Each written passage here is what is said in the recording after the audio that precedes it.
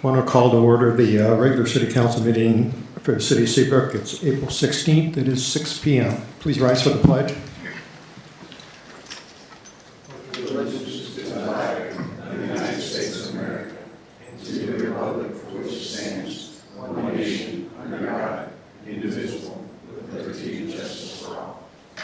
Texas pledge. On the Texas flag, I pledge allegiance to thee, Texas, one state, under God, one and indivisible.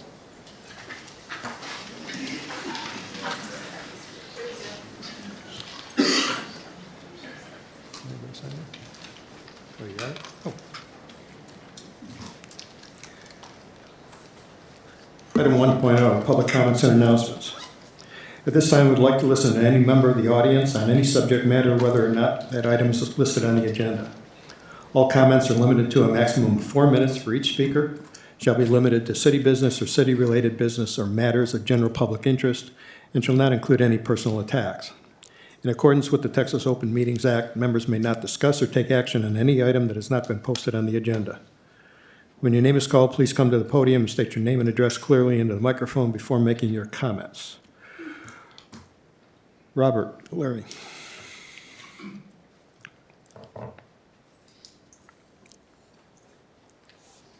Good evening. Robert Lamy, 1830 Lakeside Drive.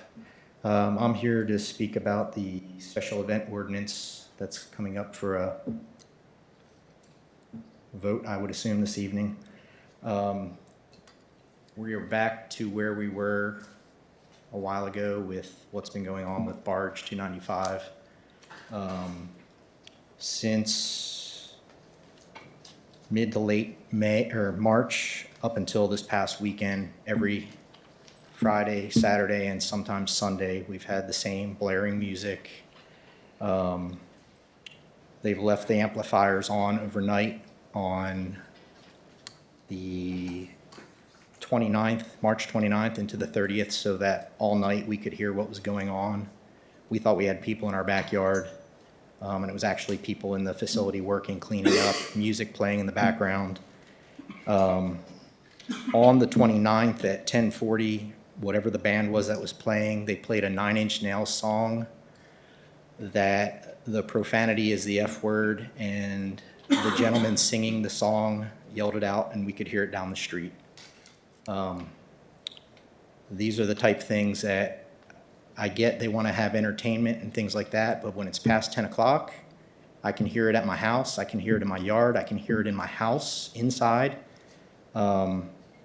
Once again, they've crossed the line, and they're asking for 8 permits a year, and I've got the 29th of March, the 30th of March, the 6th of April, the 12th of April, the 13th of April. We've heard lots and loud music continuously from 2 p.m. in the afternoon until past 10 o'clock at night. So that's 5. If they're permitted 4 permits per year, they've already surpassed that. And what we'd like to know is, how is that being tracked? How is it going to be, how are the neighbors in the neighborhood going to be notified when those 4 events are going to take place? And as I said, we're already 5 so far. Plus, Easter Sunday, they had their mass, and we got to hear the whole mass down the street, which that's great if they want to do that, but I'm sure there are other neighbors that didn't want to hear it, and we all got to hear it. So that's all I have to say. Thank you. Thank you, Robert. Jose Lopez.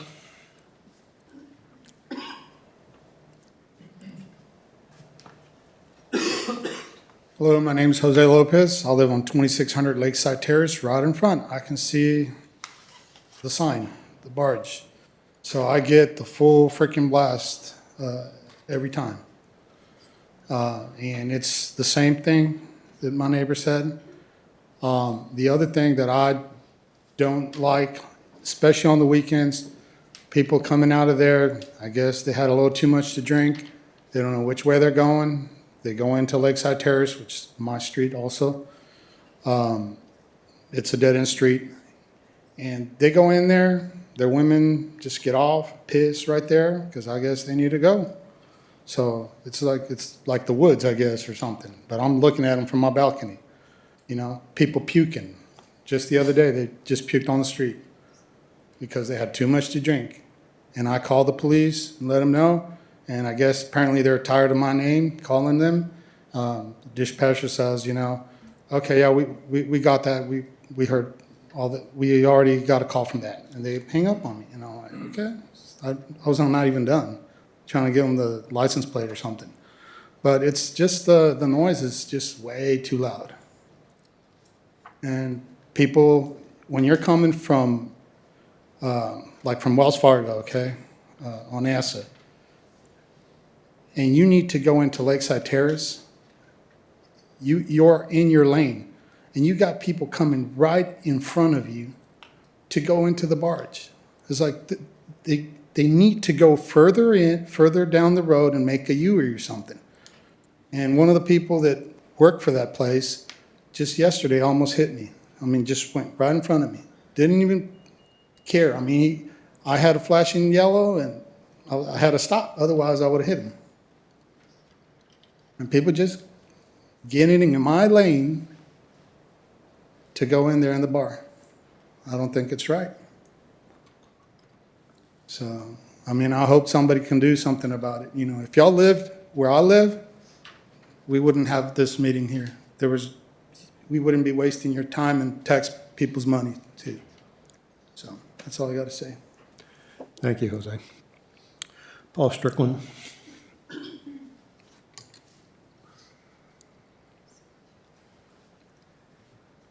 I live on Lakeside Terrace. I happen to be in a place that gets 3 treatments of the sound depending on 1, the wind, 2, the volume, and 3, which band is sitting on which place at the quality. There's equipment available for them to monitor their sound levels. Little fluorescent red lights when it's too loud. So there's no dodging the fact that it's too loud. Most of the cities that I've worked in, they actually have people coming out regularly checking them with the ticket book handy. That seemed to get people's attention. The apartments behind me reflect the sound from the bands at twice the level that it comes across the street.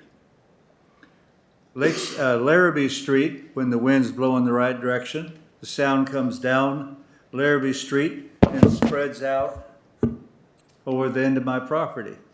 So I get treated that plus what comes down Lakeside Drive. It can be managed, but they have to understand and actually do it. And the ticket book apparently is the only thing that really gets people's attention. I've known some of the people that perform for years. They're not paying attention. They're just going for a feel. A light that flashes in their face, it spoils the mood. Well, tough. That's shared resources. It just needs to get their attention that if you do it, you're going to pay. Thank you, Paul. Teresa Hogreat, how do you pronounce that? Teresa? Oh, grief like good. Oh, okay.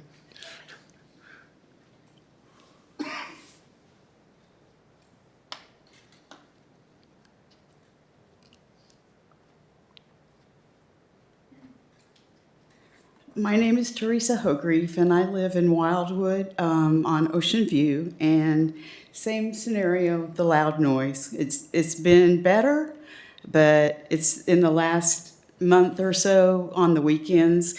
And the complaint is I don't have to share the problems at the 2 priors because I don't live as close, but we're still hearing it. The volume, I just don't get why they can't turn the volume down. It's the music's not my kind of music. I don't care for it. So I really don't want to hear it when I have guests at my house. And it seems like we've been meeting on this since, 2022?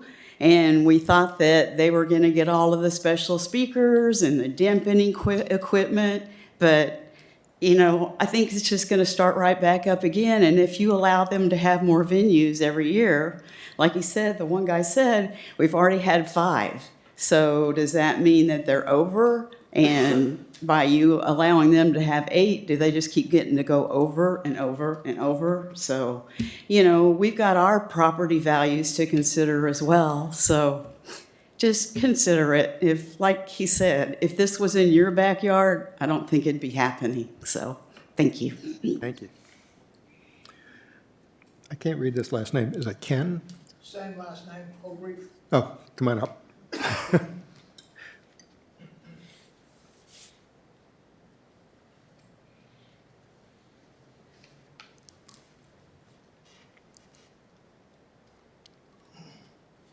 Wasn't going to be nervous till I got up here. My name's Ken Holgrefe. I live in Wildwood Subdivision, 2002 Ocean View Drive. I've been here for 22 years, and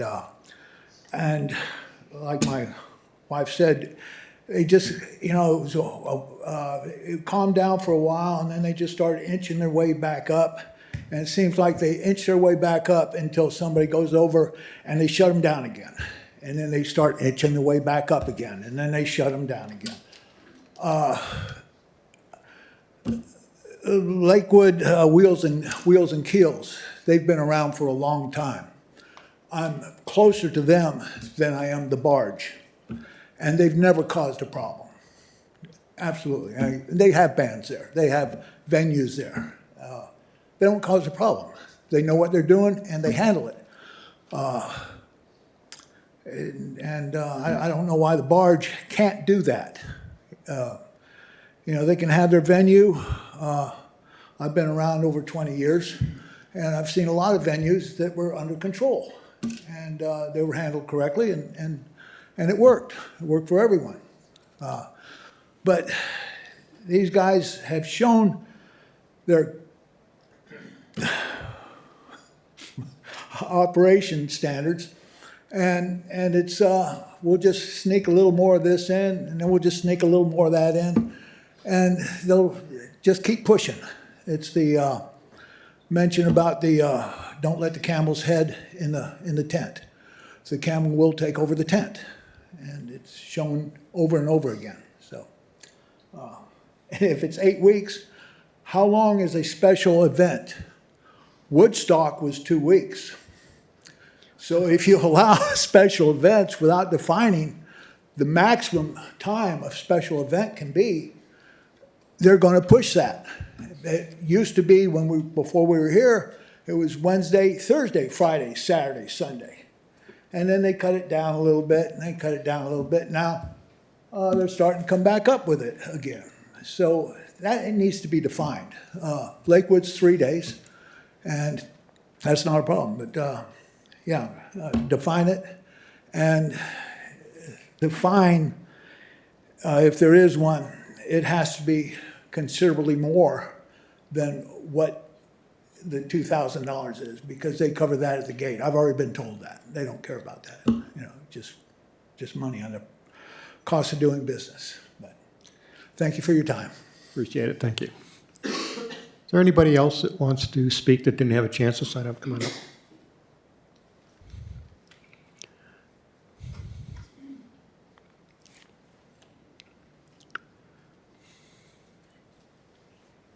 Good evening. My name's Tim Williams.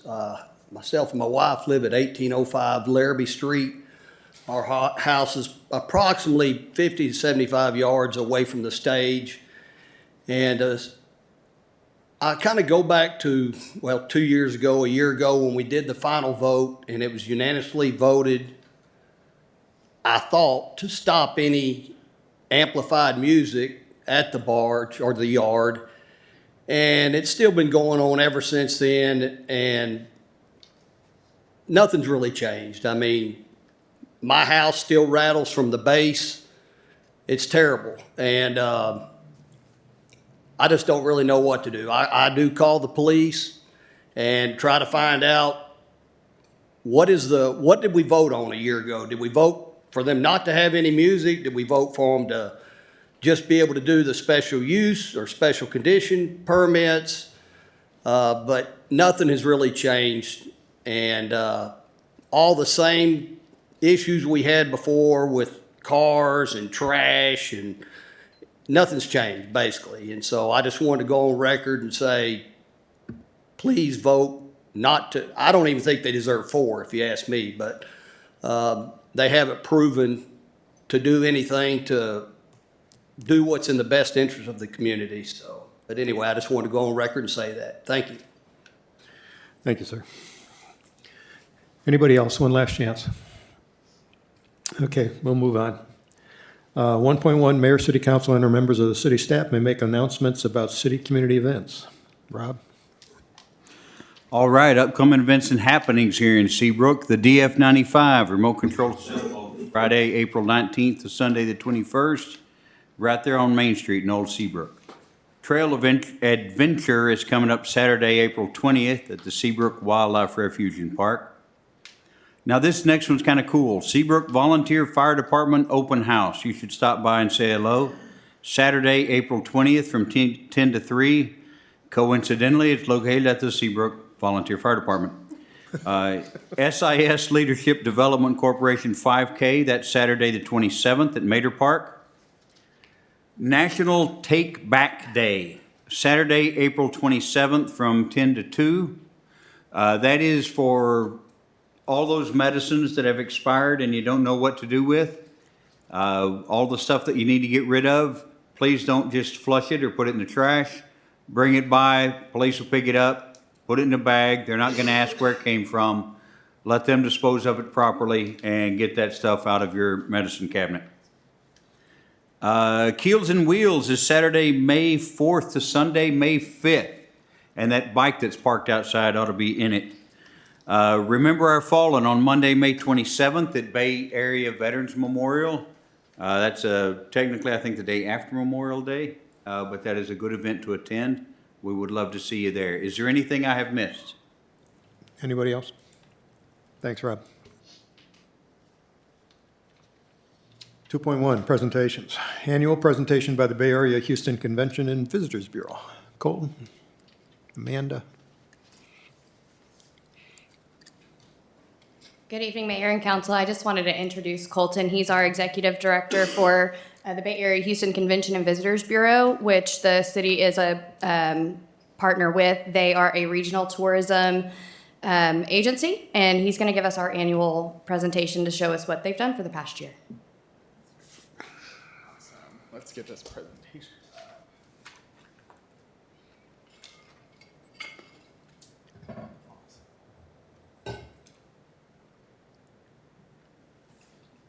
Okay, so before I get started, I have to make a little bit of an acknowledgement. So my family has actually lived in Seabrook for probably about 40 years. Bill and Nina Clayton have lived on North Flamingo Drive since my mother was 11 and she's now 56. So I actually grew up hearing about all the cool things in Seabrook and actually getting to experience them, like having our birthdays and ordering Mario's Pizza. It was still the best pizza, and I've lived in Italy for a little bit of time, still love Mario's Pizza. And getting to watch, the fireworks at the end of, or the street at the park and Seascape, and getting to enjoy that, and walking the Seabrook trails on Saturday mornings, and my parents telling us, hey, if you're quiet enough, maybe you can see some deer. Really, I think they just wanted some peace and quiet. It's Saturday morning and they've got 5 boys. So I say that to say, I really enjoy Seabrook. I love Seabrook. I've grown up around Seabrook, and I am really excited that I actually get to be the executive director for the Bay Area Houston and get to help promote Seabrook as a premier destination, because that is exactly what it is. And I've gotten to enjoy that not only as a child, but now as an adult in a couple professions. I also own an alcohol-infused cake business, and we were actually at Celebration Seabrook and sold out of over 200 cakes. So we absolutely enjoy that, and we love to be a part of it, and we're going to be a part of it again and again and again. Thank you, Amanda, for putting on a phenomenal event. So let's dive into the Bay Area Houston and what we've kind of done over the last year. I know there's been a lot of changes with the Visit Bay Area Houston over the last couple of years. I don't really want to bore you with all of here's all the new changes, right? I want to kind of get down to some nitty-gritty numbers numbers. I want to show some proof in the pudding of what we've done and what we want to do in the future, because that's really what we're here for. We are here to promote Seabrook as a premier destination in the Bay Area, Houston as a premier destination, not only to the rest of the state of Texas, but also to the nation and to the world. And so we're doing that in a bunch of different ways. And so I want to talk about how have we done that in the last year, and then how do we kind of want to do that in the future. A little note as well. There's going to be a lot of numbers in this. I am planning on sending this presentation to all of y'all tomorrow. So please know that you'll be getting it. You'll see all the numbers. If you have any questions on it, my phone number is actually going to be on the end of the presentation. You can feel free to give me a call, send me a text, get with Mike, get with Gail. They've all got my information. Same with Amanda. But this is going to be a bunch of numbers and a bunch of just different fun things that we've gotten to do and that we're going to continue doing in the future. So, to dive on in, we're going to start with our social media, then we're going to kind of go into our email, website, a little bit more data through Datify, how many people have kind of come to the region, and then some different projects that we're currently working on and some projects that we're in the works of putting together in the future. So, start with social media. Our follower count currently is just under 30,000, where we grew 971 new followers in 2023. I am pretty okay with that number, although you'll probably hear me reference this a lot. In 24, I want to double and quadruple a lot of different things. And so I want to actually see that number double here in 2024, if not even quadruple for our follower count. We reached 1.2 million individual accounts on our Facebook alone, with a 6.7% increase over 2022. Once again, pretty okay with that number. And then the average impressions per post is 2,000 to 6,000 posts, or 2,000 impressions per post. You'll see at the very bottom where it says estimated economic impact. 2% of traffic at $25 per person is estimated to be about $576,000 worth of economic impact for the Bay Area, Houston region. That number is based off of a couple of different things. I want to let you know that is a estimation. We are working with a couple of companies and getting RFPs to actually get better data and better tracking when it comes to somebody that views our website, somebody that views our social media and actually goes and spends money. Where are they spending the money? Where are they going to the hotels? What are they doing once they come to our destination? But that is just a estimation based on a couple different things. I've been doing business coaching around social media for the past 10 years. And so that's a number that I've used for other accounts and other pages that are going to be similar to this. Our Instagram is a little bit lower, but we've got a current following count of 3,177, and we saw an increase of 358 new followers last year. Now, we weren't super focused on Instagram back in 2022, so that's why that number is still pretty low. Here in 2024, when we want to see that continue to increase. Our reach was actually 52,000, which is a 168.1% increase over 2022. So once again, saying we weren't super focused on it in 2022. 2023, we took a little bit more serious. In 2024, we really want to maximize that. And then that average impression is 600 to 1.5 thousand individuals per post. The reason that I mention that is when we want to promote our small businesses and the attractions and the events, and when we make a post, I want you all to know that it's not just going to, a couple of people, it's actually getting out there and reaching thousands of people. And then that estimated economic impact is a little bit lower. It's about $26,000 for our Instagram. Now, we worked with Madden Media last year and got to run some fun ads. I know nobody hears the word ads and thinks that they're fun. I like them a little bit because we get to get pretty creative and test a whole bunch of things and A/B test stuff. But we had Madden Media run SEM, which is search engine marketing, and we actually saw 586,000 impressions on that and then 31,000 link clicks. Which is pretty good. And then that CTR, click-through rate at 5.56% is actually above industry standard. So we're also pretty happy with that number. And then they spent about 4 minutes on our website after that. The Google display impressions was 1.6 million. Link clicks was 27,000. Click-through rate was 1.8. Average session duration was 3 minutes and 31 seconds. In comparison to 2023 to going into 2024, we have actually nixed the Google display display and allowed them to focus a little bit more on the Google SEM, just because we were getting a little bit more bang for our buck, and we'd like to see those numbers increase a little bit more.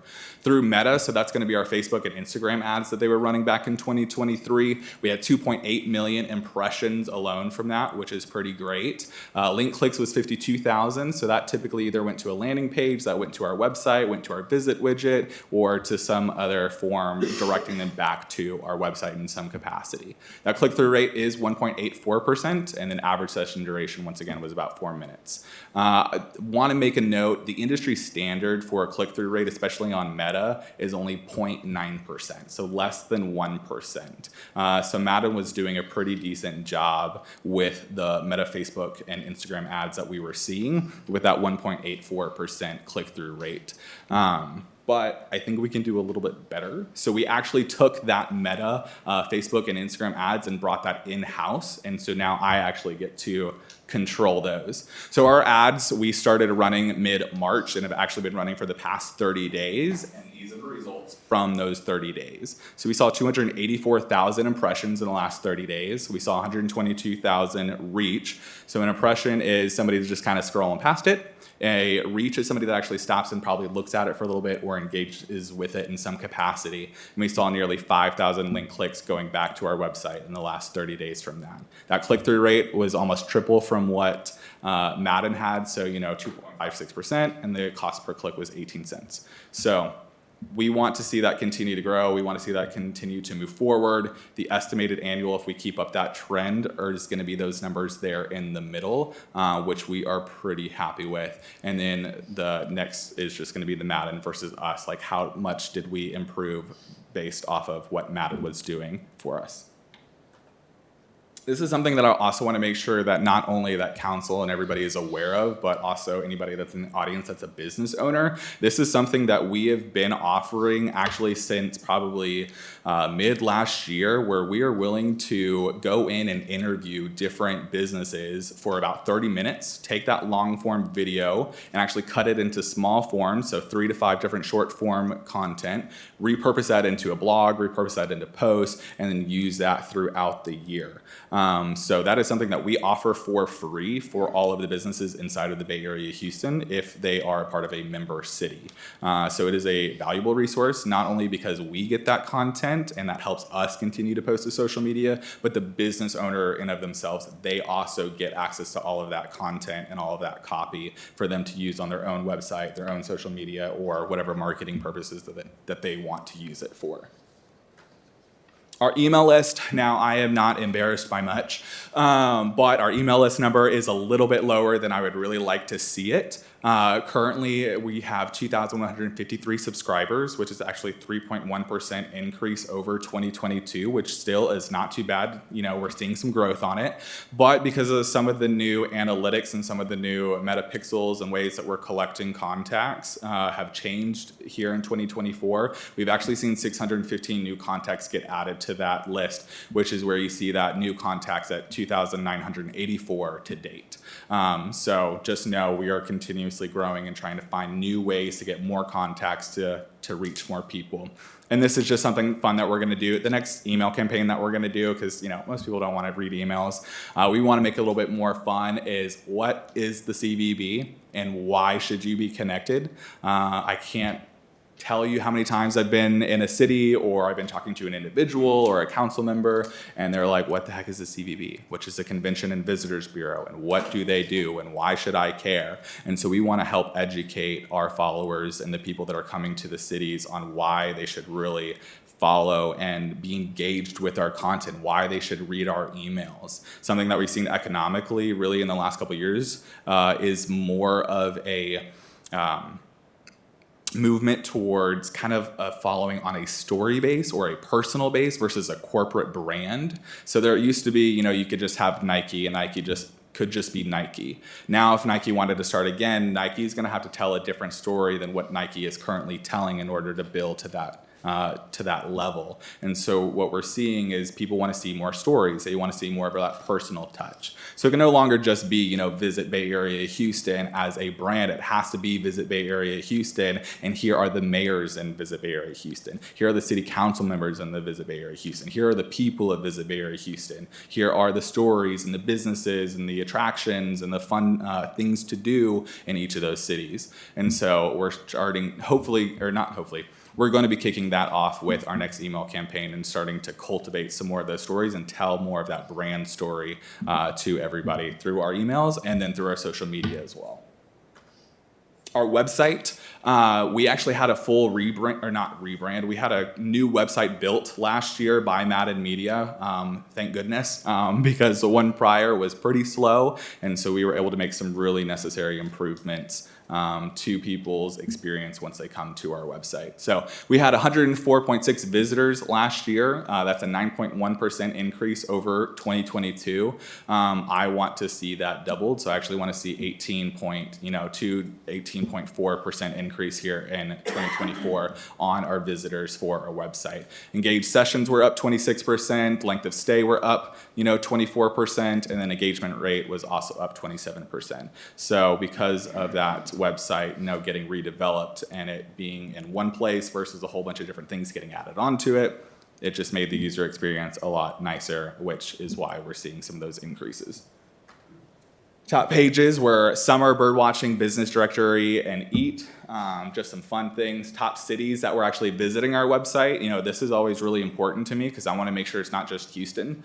Houston, I absolutely love. We're the Bay Area Houston, but I want to make sure that other cities are getting to experience what we have here. So it was cool to see Dallas, Austin, San Antonio, and then Ashburn and Chicago are technically two different cities, but they had like the same number of visitors. So I just threw them both up there together. Next, this is something that is really important for people to pay attention to because this tells us whether any of our marketing and advertising is actually working or if we're just having to pay for every single person that comes to our website. So compared to 2022 or 2023 to 2024 for organic growth, these are organic individuals that came to our website just willy-nilly, or they saw one of our ads or they saw something and then they remembered it and they wanted to come back to it. So we saw 327 people look for the Visit Bay Area Houston in January 23. In January 2024, we had 1,100 people look at our website organically and search for it. In February, it was 381 last year. This year is 1,350. So once again, almost quadrupling those numbers. In March 23, we saw 558. March 24, we saw 2,407 individuals look for our website just organically trying to find what they can do in the Visit Bay Area or in the Bay Area Houston. And then in April, and this one, I'm sorry, I just love this number. 598 in April of 23 and in April of 24, which we are currently in and is not over, we have seen 1,552 in the first 15 days of the month. So once again, that is organic. That is not an ad. That is just people coming to our website and trying to find either the cities or the experiences or the attractions or the hotels or a plethora of different options that we offer on our website. Visit widget. This is a cool, handy-dandy little tool that sits in the bottom right-hand corner of our website that says Plan Your Trip. For those that don't know, this is a great tool if you're trying to build an itinerary or you're trying to figure out what it is that you can do in the area. You want to find a restaurant, a hotel, a attraction, a coffee shop, anything like that. You can actually go either to our app or to our website and plan your trip and see everything. On our site, though, we had 30,000 users. 84% of them were new users, which is something that we typically expect to see. And then 16% returning users, and 60,000 of those individual pages were viewed. On the app, it's kind of reversed with what we want to see. We want to see more returning users versus new users. If you're only seeing new users, then that means people are downloading your app and then forgetting about it and then not ever coming back to it. And we don't want to see that. So we actually saw 65% of our app users that were returning users, and then we saw that 34% as new users, which we were pretty happy with. We are looking at a couple of different options to actually replace that app with a better one that provides more tracking for us and actually allows the cities to be able to send notifications to people that already have the app, and there's 3 million current people that have the app, as they're driving down. So imagine somebody's driving through 146 and they get a notification because they have this app saying, hey, you're driving through Seabrook right now. Here's all the cool things that you can stop and do in Seabrook. Here's the Seabrook trails. Here's the coffee shops. You need breakfast? Go over to Seabrook Waffle Co., right? So it's pretty cool on some of the different things that we can do and some of the extra analytics and tracking. We're currently in talks with them trying to kind of iron out that details as well before we make that full transition. So some of the top items added to itineraries, I'm very happy with this one. The Seabrook Trails was the #1 thing added to itineraries for both the app and the site. And then it was Clear Creek Paddle Trail, Rustic Oaks, Ackmasters, and then we're gonna skip the last one. So Tour Texas is another resource that we have. It is actually one of the websites that people will go to when they're trying to find things around Texas. We had 24,000 visitors last year, 19,000 page views, and that economic impact for them, it is based upon how many people request one of our visitors guides. And so they had 348 visitor guide requests, and they equate that to about $48 per request. And so that impacted $16,704 in economic impact. I would love to see that quadruple over the next year. I am actually working with the Tour Texas team specifically saying, hey, I am not happy with this. This is okay. I think we can do phenomenal, and let's do phenomenal, and let's do a little bit better than that. And so we're hoping to see some improvement over 2024 and 2025. Datify is a resource that we use with one of our partner cities that kind of gives us access to understanding a little bit more of who's coming to our area, where are they coming from, how long are they staying, and just some of those analytics. So we had about 1.4 million visitors visit the regional Bay Area Houston that Datify was able to track. That resulted in 3.2 million visitor days. The average individual was spending about 2.3 days on their trips. So a bunch of people were coming down for the weekend vacations, which is pretty cool.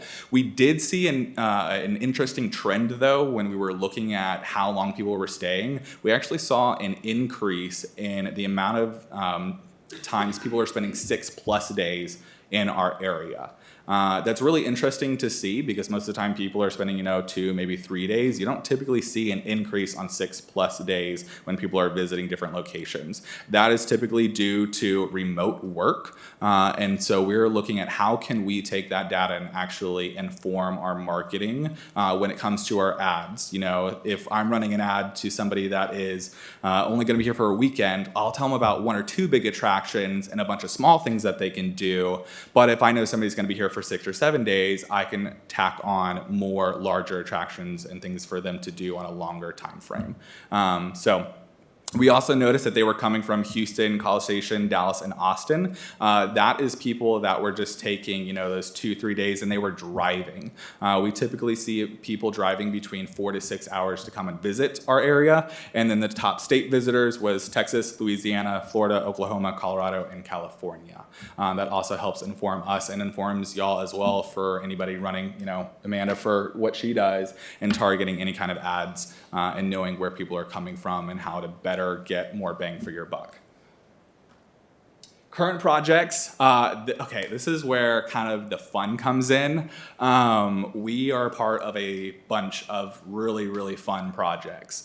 First and foremost, there is an official Visit USA page. I'm gonna be the first one to tell you, I had no idea that we had an official Visit USA page. And it is the #1 place that people internationally actually go to plan and find their trips for the USA.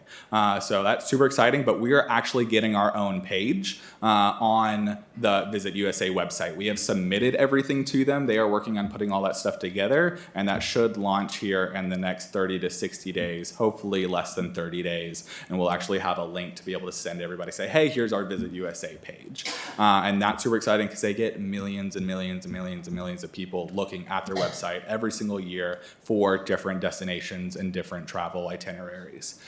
We also have the Expedia campaign that's coming up. Once again, we have submitted everything to them. We are waiting back for the link to preview everything, and then that will be going live. We're excited about that one.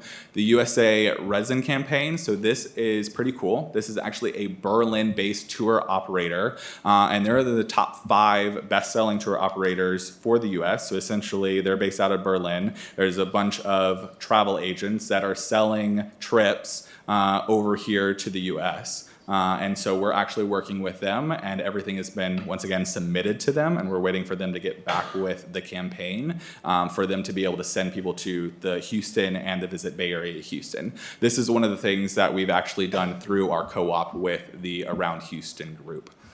Next is the Invest Houston Economic Report. This is pretty cool. We got approached actually by Invest Houston. There's an Invest Dallas and Invest San Antonio, and they do an annual economic report, and they actually interviewed me to go in for their tourism aspect to it, and that goes to 1.7 million senior level executives worldwide, with 35% of their audience actually being in Europe. So this is a great resource, and the reason that I bring this up is it's a great avenue for us to be able to get more conferences, more groups, more corporations to actually come down to the Bay Area Houston, visit, stay for long periods of times, host their annual conferences, their week getaways, whatever it may be. And so that was a great opportunity for us, and it didn't cost us a thing. It also is actually presenting in another way. In September, they're having a conference, and I am in the final talks to actually be their closing speaker for a room of probably about 200 senior level executives down there. And I'm hoping that that will actually bring in more traffic for us as well, once again, for conferences and visitors and just more awareness that we are a premier destination. We also have Project Sticker. I'm sure Gail is probably really happy to see that up there. Same with Amanda. We've been working on that.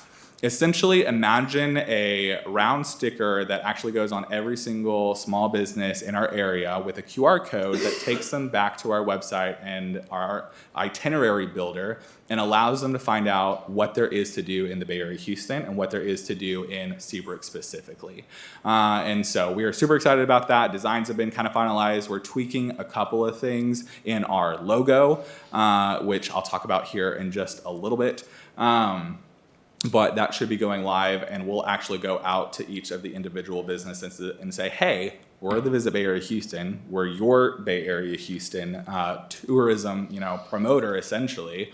We want to help promote you. We want to promote you on our social media. We want to promote you on our website, so on and so forth. And so we're going to use that as kind of a two-edged sword. One, so that a way we can get more people going to our website and to our app and downloading that and finding out what there is to do. But then also to introduce ourselves and get them to sign up for that business resource where we can give them an interview.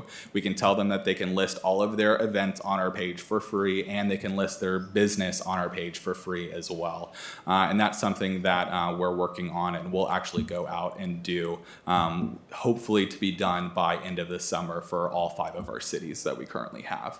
So. Future projects, the water taxi project. I'm sure some of y'all have kind of heard about that. We are actually, we've gotten Commissioner Garcia to back us for this, and we've actually taken this to the HGAC, and next week we actually go give a presentation to them to say, hey, how can we get this funded so our cities don't have to fund this? Because how cool would it be to have a water taxi and a trolley going to all the hotels and all the attractions, and you don't have to pay for it. I know everybody's always up here like, give me more money, give me more money. I don't want to have to do that for this water taxi project. We are exploring options to make sure that our cities are not having to foot that bill. We also are working to have a back-to-school marketing seminar for all of our businesses. The reason that we want to do that is I can market so much, but if I can train up, 200 business owners to market the Bay Area, Houston, how much more impact can we have? And that is something that we're looking at having. Because, can you imagine if every single one of your small businesses had a similar verbiage, a similar theme, had proper training on how social media works and how marketing works, and then all the free resources that they have to actually go promote and grow their businesses. I personally, I get like a little schoolboy in a candy store, and I'm just like, yes, this is awesome. Let's go do more of this. Let's go meet with more people and help them succeed. And we want to be able to do that more. So we also want to invite you to the 2024 Annual State of the Bay reception. This is something that we do every single year. These invites are going to go out tomorrow as the official save the date. Y'all get it a day early. Nobody has seen this yet. And then the formal invitations will be coming out beginning of May. But we would love for all of y'all to put that on your calendar, May 23rd. That's a Thursday. We're going to invite all of y'all out. We are working on a massive expansion. We're actually in talks with about 3 more cities and 5 more attractions to actually join the Bay Area CVB. And then on top of that, I've got 2 more cities and 2 other attractions that we're trying to talk to as well to bring them into the Bay Area Houston CVB. Once again, that allows us to do more, have more funding, get more crew members. I am currently a solo on the Bay Area Houston CVB, so I get to do everything, but I love it. Honestly, I wouldn't imagine doing anything else. And on that note, that's it. Thank you so much. Also, that is not how that presented on my PowerPoint earlier. So, it's okay. But please, if you need any of my information, thank y'all so much for allowing me to come out and speak. Ever since I took over as executive director in October of last year, I was like, I get to go talk in front of all these city councils. I am so excited. I can't wait to meet everybody. I want to hear what they want from the Bay Area Houston. I want to hear what their dreams are for each of their cities and how it's getting marketed and how it's getting promoted. And so I am genuinely happy to be here and to kind of give presentations like this. So if there's any questions, feel free to let me know. Amanda's got my information. Like I said, my information's pretty easy to get a hold of, but thank y'all so much.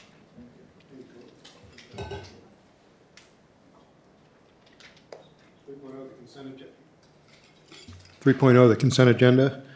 3.1, approve the minutes of the April 2nd, 2024 City Council meeting. Move to approve the consent agenda. All in favor? Unanimous. 4.0, boards and commissions.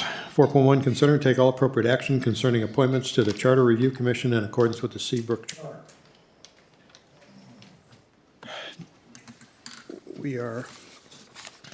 Everybody got the packet of applicants. Where are mine? Give me that. Okay, we'll just go down the list. It'll be a positive vote. Keep your hands up. Keep your hands up so we can get a count. And we'll go through the list, starting with Melanie Bentley. All those in favor, raise your hands. 3. Keep your hands up. 2. Andrew Croce. All of us. Mike DeHart.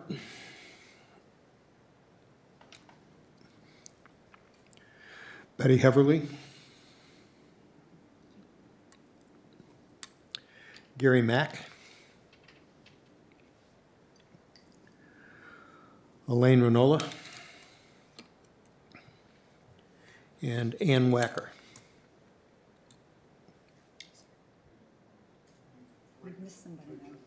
Oh, I'm sorry, Richard Tomlinson. Okay. Okay. We'll discuss it. I got him. Yeah.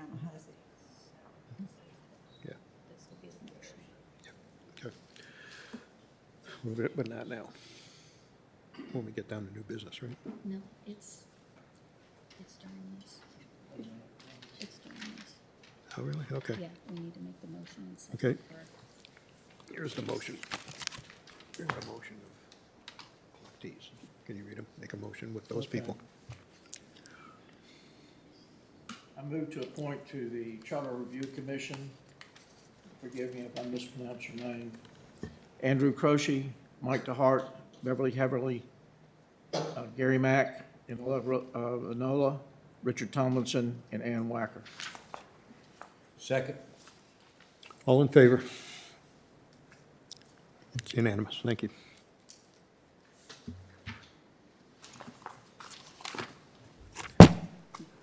5.0, new business. Consider and take all appropriate action regarding raising the concrete sign located at the Bay Area Veterans Memorial. Joe? So at the request of City Council, I did meet with a contractor to give us an estimate on what it would cost to elevate the existing Veterans Memorial. What was discussed is elevating the existing structure from its existing about 1.5 tall to 4 foot in height. And it would still be the existing 10.5 feet wide. The purpose for this is, I think you guys have all seen the pictures. Now that there's planters and stuff in front of there, as the flowers start growing, it does extend above the sign where you can't see it. The proposal that was provided is to elevate it using the same split face block that's existing, so it'll match the existing split face. So when you look at it from the back, it'll look like that. The top will be recapped, and it'll be recapped in a method where we're not using that old swimming pool coping that's existing there. So we'll come up with a different design for that so that it'll look appropriate out there. The current proposal is not to put a marble face back on the front of it. The proposal is to go ahead and stucco that front and put a finish on it, and then go ahead and get individual letters and go ahead and put individual letters on it advertising it instead of putting another piece of granite on there. And again, this is just the proposal. If there's direction that you guys want to go in a different direction, it's just that's what was part of the original proposal that we're using currently. The company that we met with, they gave us a bid of just $4,600 to elevate that. And so I'm looking for direction. That company is one of the premier companies in the area. They do a lot of the subdivision signs throughout other communities for subdivision stuff. They build these big monuments. This is a very small job for them. They communicated that if approved, it's something they can do very quickly and get on top of and get it completed. With that, I welcome any questions. Tom? So, but if you're driving down Main Street, can you see it clearly at 4 feet? To me, I'm concerned that it's too low still. Maybe it needs to be 6 feet. I don't know, but I just want to be sure that we don't look at this 2 or 3 years down the road and say, well, we should have really made it 6 feet, or we should have made it 8 feet, or whatever. I just want to be sure that you can see it from the street, because really, when you're driving down, you want that representation. When I met with them and we kind of went through that process, we stood at the street and started looking towards the Veterans Memorial, and you create a scenario that if you build this thing too tall, it's going to start blocking the actual memorial itself. Mm-hmm. So I think we got to be very cautious. If you build it 6, 8 foot tall, you're going to have this big giant sign as you're driving down the street. It's going to be really creating an issue where you can't see the memorial itself. Are we saying, so this 4 feet is the ultimate height? And we felt, and again, there's going to be some modifications in that area. As Councilman McCall and I actually even walked it. If you guys are familiar, everybody's familiar with the area, but when that new house was just constructed and they extended that sidewalk to the property line just to the west of the memorial, we're going to be working on connecting to that sidewalk and bringing the sidewalk to the main entrance pad to the memorial, and then coming off of that and going down and connecting it down to the stuff at the park. Mm-hmm. It's just right there at the water's edge right there. So one other question is, what's below it? Have we considered maybe putting something there? Seabrook sponsored it. Who sponsored it? Who's paid for it? Who's who we celebrating? I mean, maybe something else should be, because it could be a big nothing underneath it. Just stone. Well, and I would take that What are the direction thoughts? from council. I mean, currently, I think we were instructed to elevate it so you could see it and identify it. I mean, if there's some additions that council would like to see, I can definitely work with the contractor, or with the sign group that we're gonna work with at some point in time to put the language on there to get some approvals from this group. Joe? Okay, so I hear what you're saying. First off, on the height, then I'll get to the signage in a second. Height, it actually matches the two entranceways when you come in. There's two square pillars there. This kind of matches that. That's one of the things that we looked at. And we think that's the right height where cars can still see it because there'll still be the lights on it. So at night, they'll be able to see it. During the day, they'd be able to see it. And I think Sean's correct. If you go any higher, then it makes it where you can't. That's a good picture of right now. That's what kind of happens. It's so low, you can't see it. But anyhow, we think that's the right height where it doesn't block the memorial, but then it enhances it and you can see it. And then going to what you're saying, I think I hear what you're saying is that's just a few words for this big sign. So there's a way to do it we could word it where it fills in most of that, where you can still read it. But at a memorial, you want no advertising because it's not about one person. It's about everyone who, there's some of those people that have a plaque out there that are living, but there's a lot of them who have passed on. Some during battle and some not.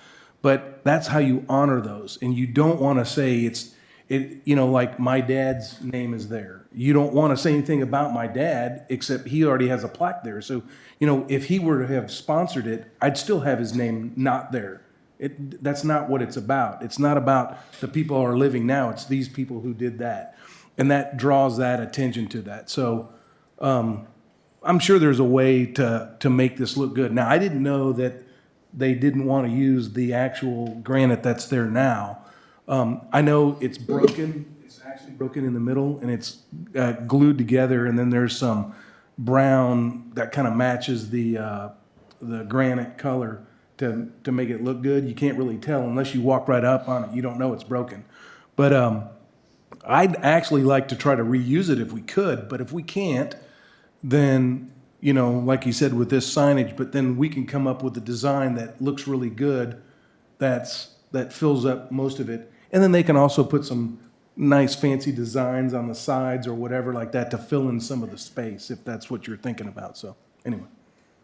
So when I did communicate and we went through and they met me on site, the issue with that existing granite, how they've installed it, when we go to try to take that off, they felt that it was going to crumble. We're going to break it into multiple pieces, and they didn't feel that it was going to be reusable. So at that time,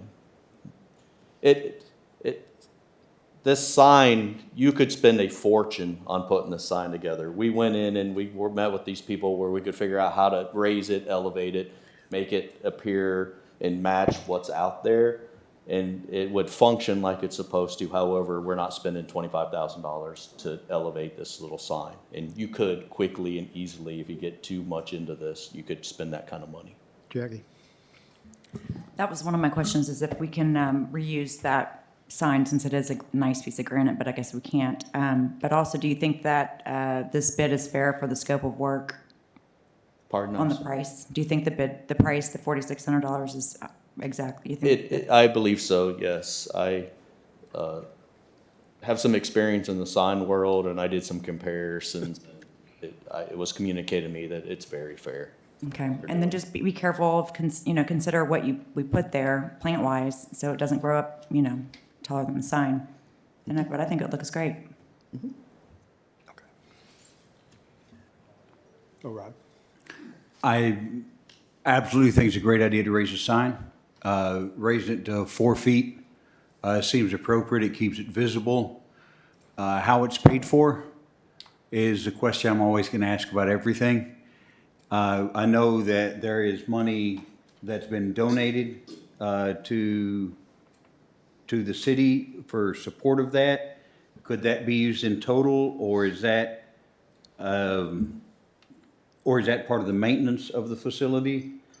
So we're looking at this as an improvement on the sign. Part of your agenda briefing, I had finance look. The donations equate to about $4,200 that are earmarked just for the Veterans Memorial.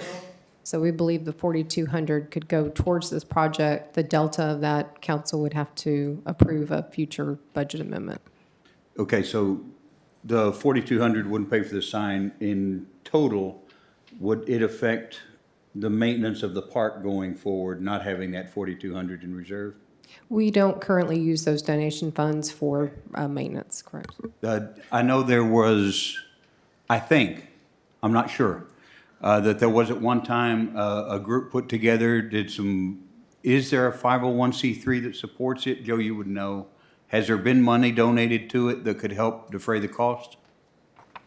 That money, there's a 501c3, it's called SAFI, Seabrook American Flag Initiative. And it's for the flags, so it's not for this sign, so this is something different. But I'm trying to expand SAFI to help build the flag retirement facility. So I'm getting donations for that. And so right now, no, it doesn't have money for like the $400 or whatever, but when it does, you know, it could help down the road. But this was something that was totally different. And like I said, this was Jack and Marcy Friday's idea.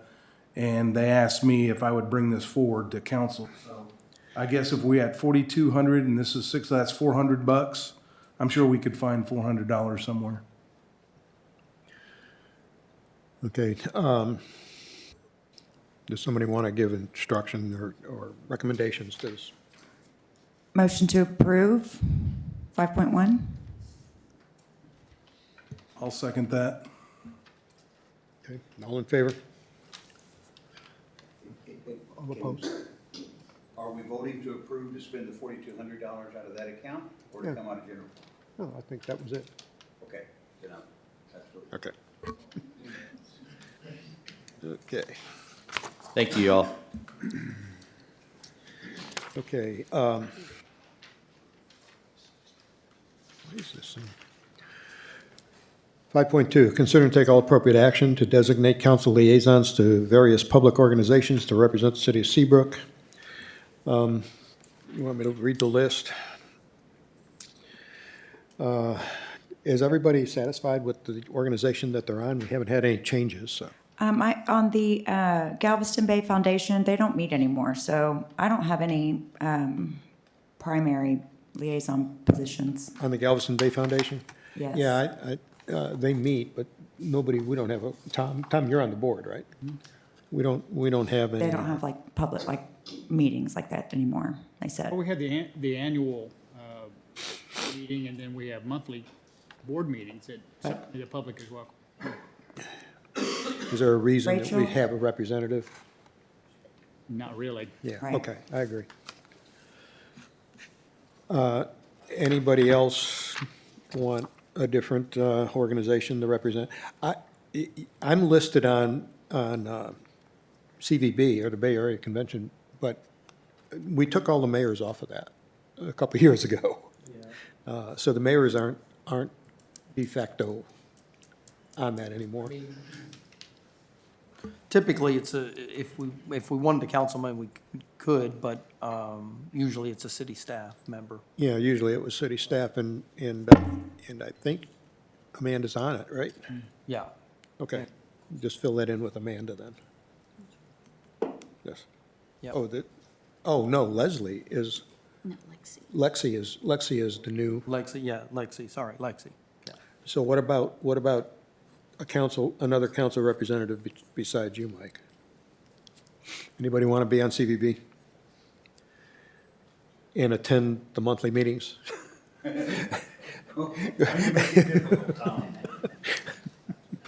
Because meetings are typically in the afternoon, at 11 o'clock. So No, 4 o'clock. it says 11. Yeah, but that's changed. But typically in the afternoon at 4 o'clock, and it's typically every other month, actually, so, because some of them are virtual too, so. That's why we don't, that's why the numbers don't change, that we just listen to. All right. Anybody interested? Raise your hand. Come on, raise your hand. I'll do it if somebody wants to take Baytran. I don't think we need another one on Baytran. I'm on the board there, so, and Mike's on it, so.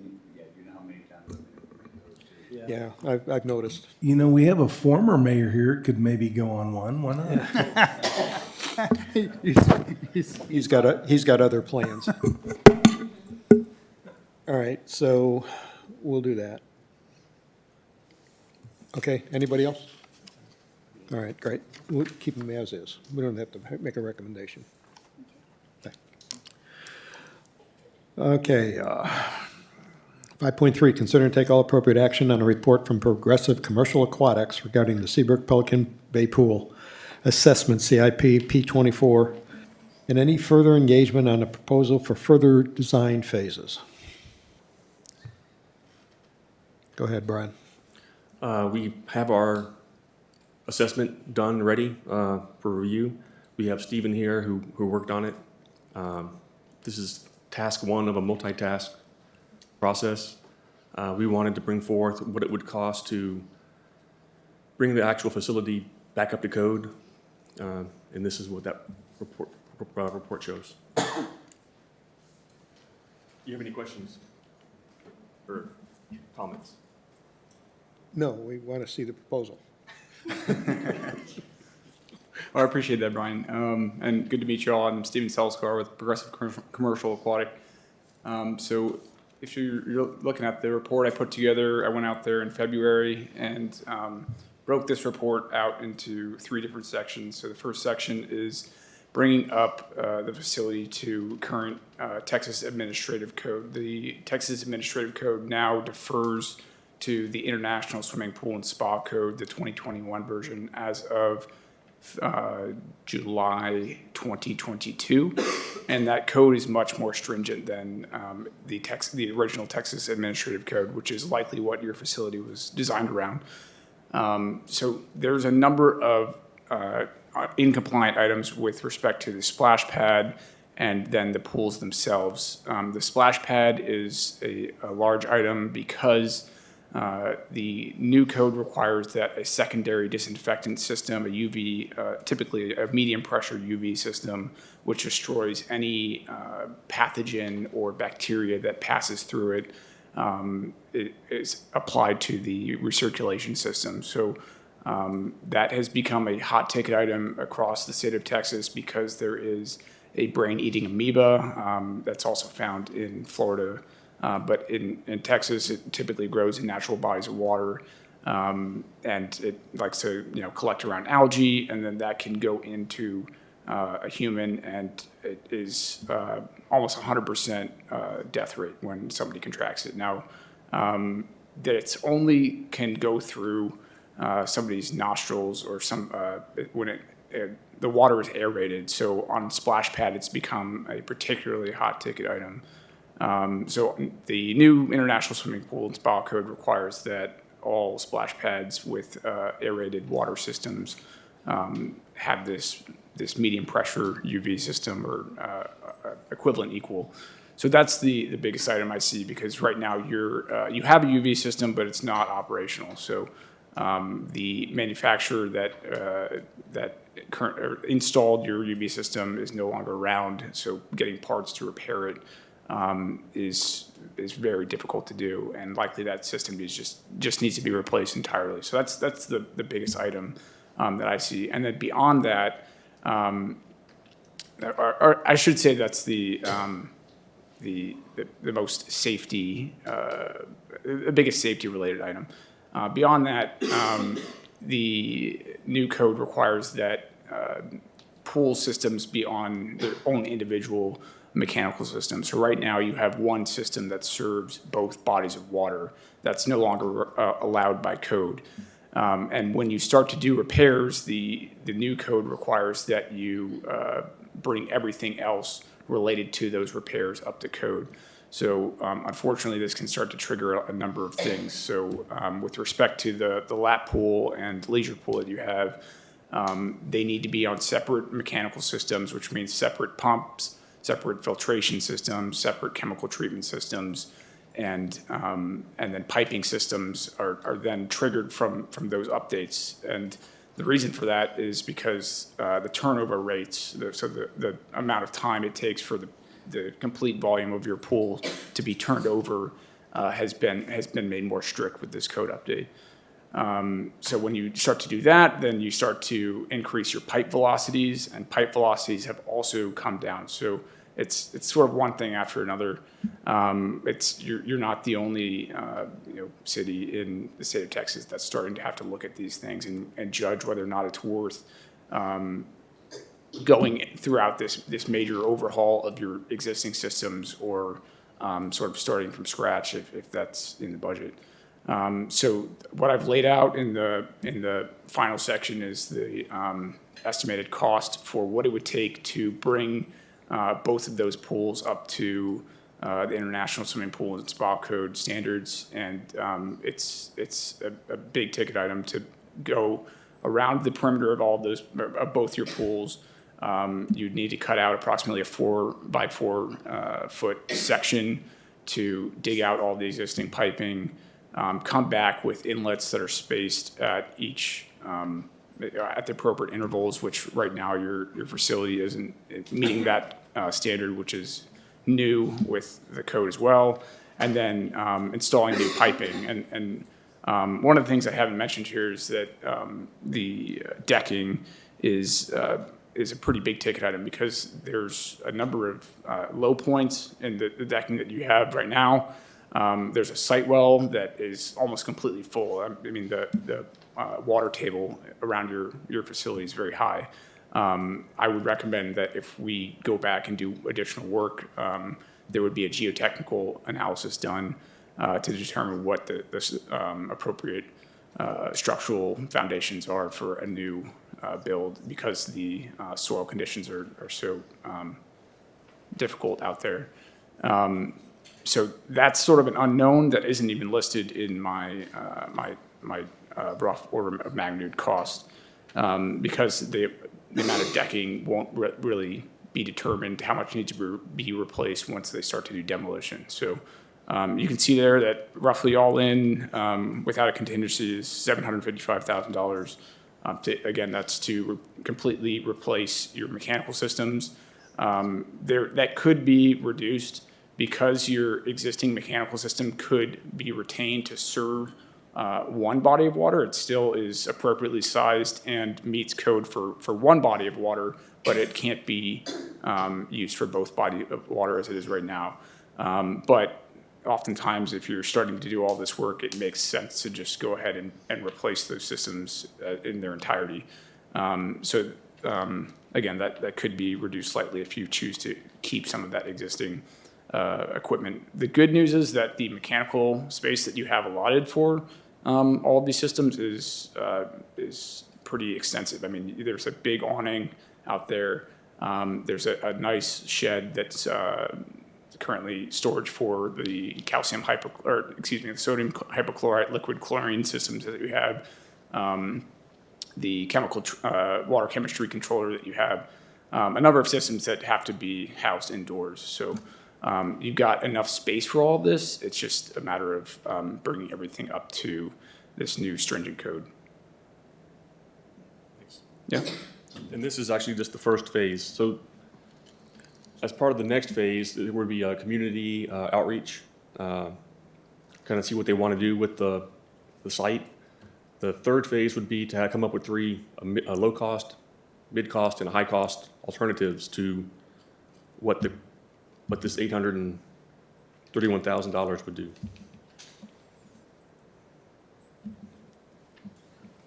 Yeah, and sorry, just to elaborate on that a little bit. So I would come back and host a community input meeting with anyone and everyone who would want to attend, or if it were deemed by you all that you didn't want anyone or certain people to attend, we could set it up to be a little more focused. But we would go through all the, programming items, the amenities that go into a new aquatic facility, and figure out what the community is looking for, and then develop 3 tiers of sort of scope and cost estimates that accompany those. So that's just to explain that public input meeting a little bit.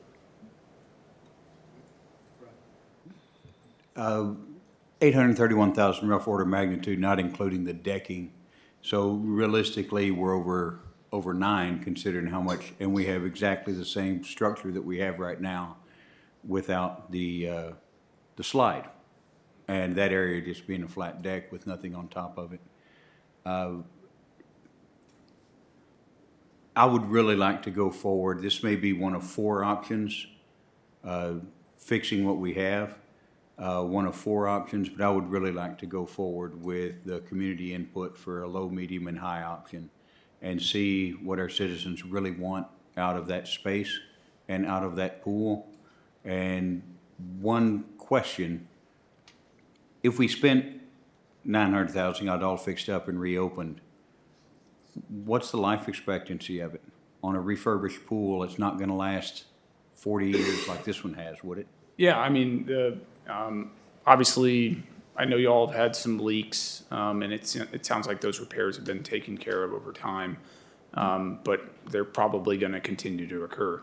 There's really no stopping it if there's settling of the soils that are beneath the pool shell. So we can do a lot to mitigate the soil conditions around the perimeter when we go in and excavate and replace the piping systems.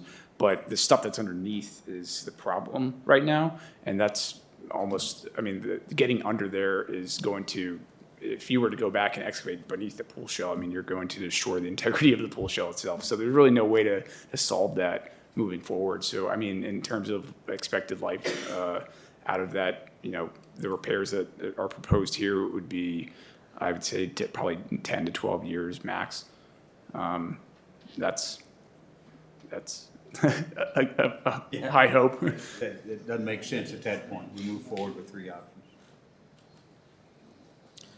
Anyone else? Well, this is a lot more expensive than $4,600 to raise a sign, but no, actually, this is cheaper than I thought originally you were gonna come back with, but again, this is just, I don't think anybody here is gonna wanna fix that. Sure. We're gonna have to go with that, talk to the citizens and see what they wanna do. I know they want a pool, but, now we're gonna have to pay for it.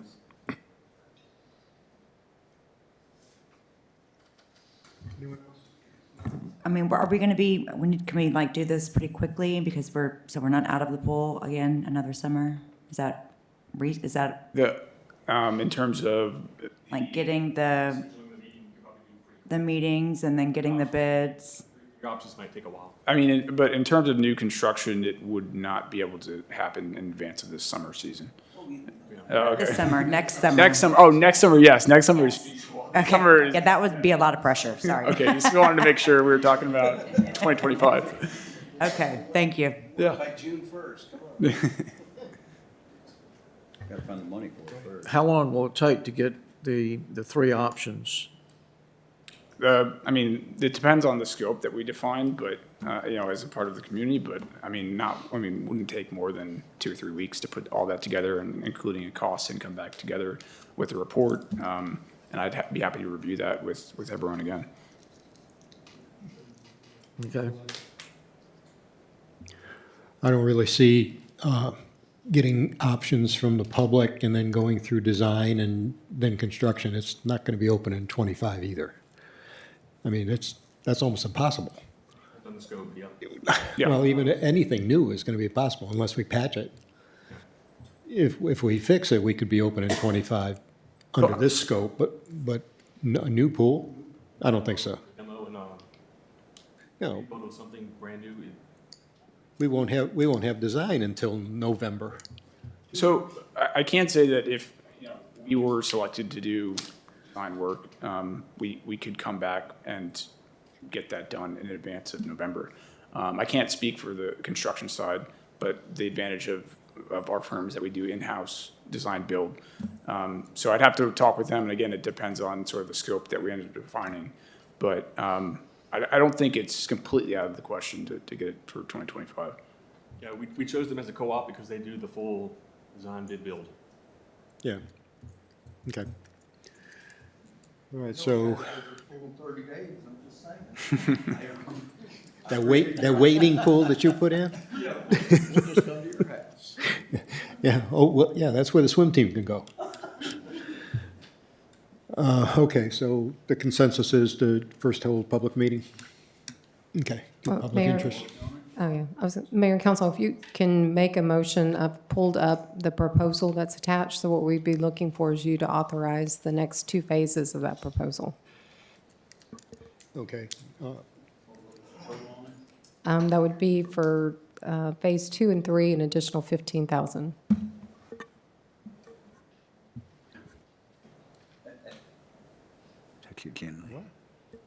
I move to approve an additional $15,000 to move through phase 2 and 3 to complete a conceptual design phase and start working on community input for a new pool for the city of Seabrook. Second. I got a question. We're going to do conceptual design before we go to the public? I gotta have 3 conceptual designs. We're gonna do part two, do 2 first. I thought we were going to get the public's opinion and then come up with a conceptual design. That makes more sense. Yep, so it'll be 2, then 3. Yeah, so right now, all we need is 2. Correct? First, the $1,500, right? Is that right, Gail? I'm confused. Go back to the proposal. So on the survey, my intent, I think, in looking back over the scope, is you guys are going to help us, just like we do with CIP survey. We would want to cast a net to our public, get input so that they can develop the scope for some conceptuals to bring back to you that you can understand what a cost estimate. So if you recall, council, at our workshops last summer, Brian took on just trying to understand if we weren't in with splash pads. So one concept with one large splash pad, we were up to 2.2 million on that concept. So I think what Progressive will be looking for is, with the community's help, do we want a splash pad? Do we want the lap pool? Do we want everything back? They need to know what and how big that scope is going to be. Okay.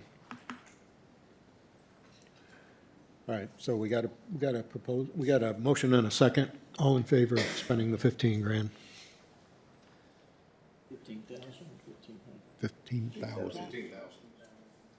That was what the proposal was. That was what the motion was.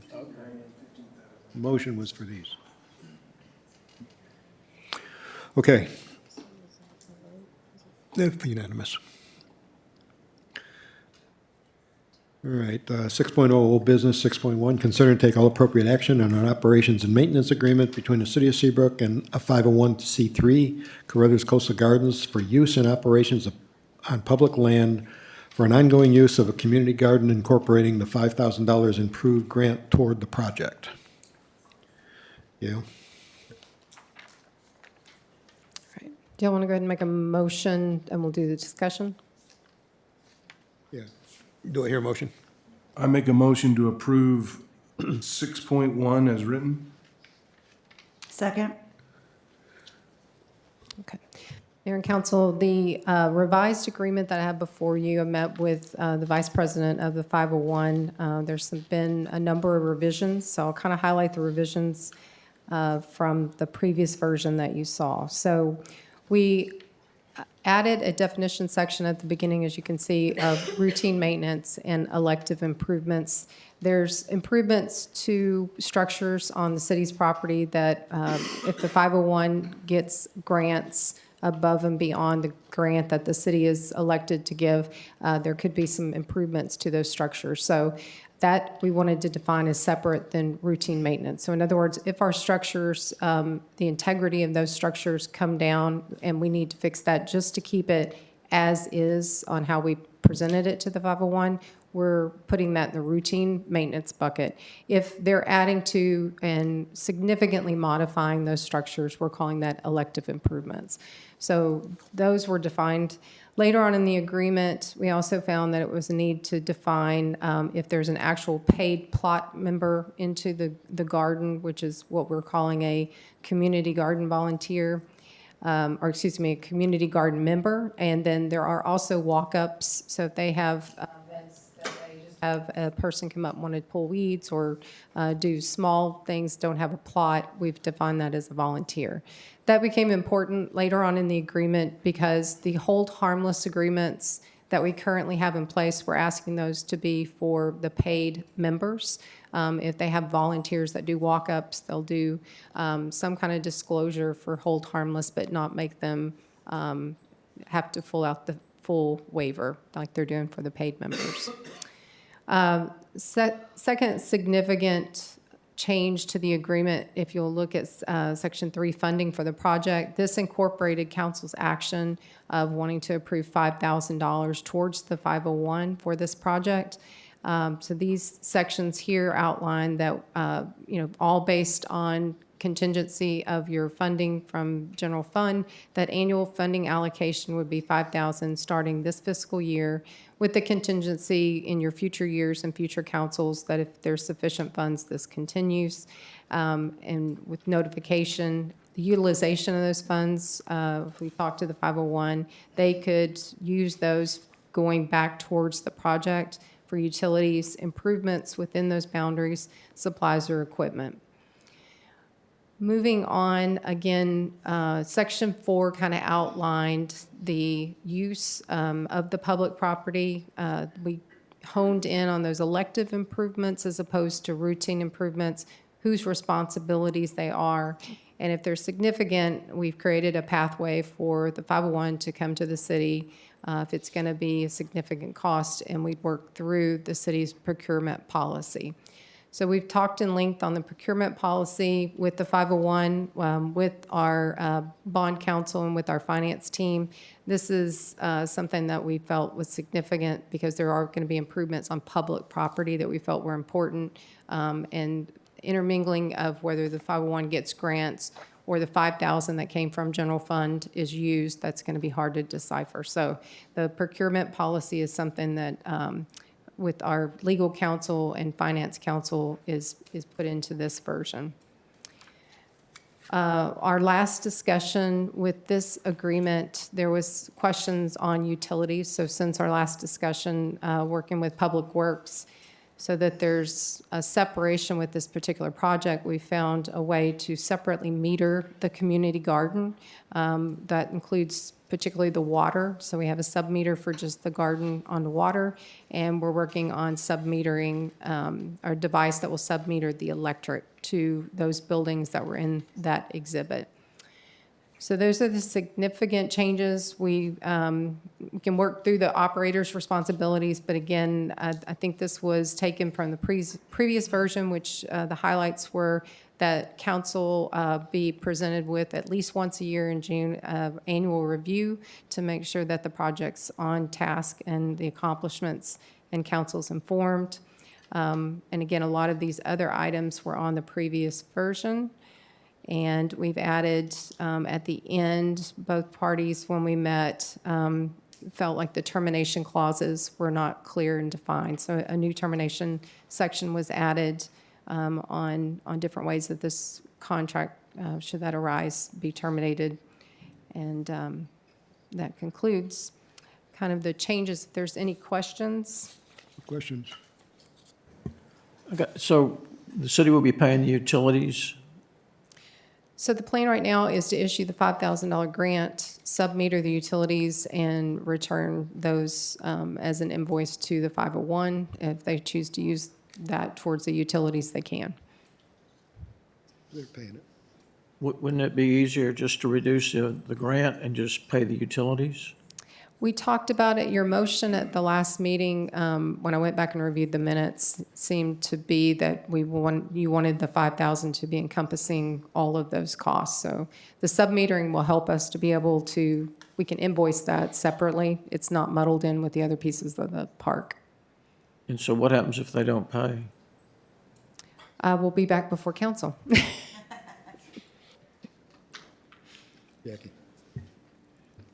I just want to clarify, is the casita will be they will not be responsible for utilities in the casita? That's correct. The sub-meter's breaking that off to the yellow structure and anything that's within that red box. Okay, and also, they won't have any sewer out there, so will they just be getting, like, for the irrigation rate? I'm assuming that's correct. A lesser rate? Okay, thank you. Anybody else? We got a motion and a second. All in favor? It's unanimous. Okay. 7.0 discussion. 7.1, discuss regarding a new mini mural art project for businesses in Seabrook. Jackie?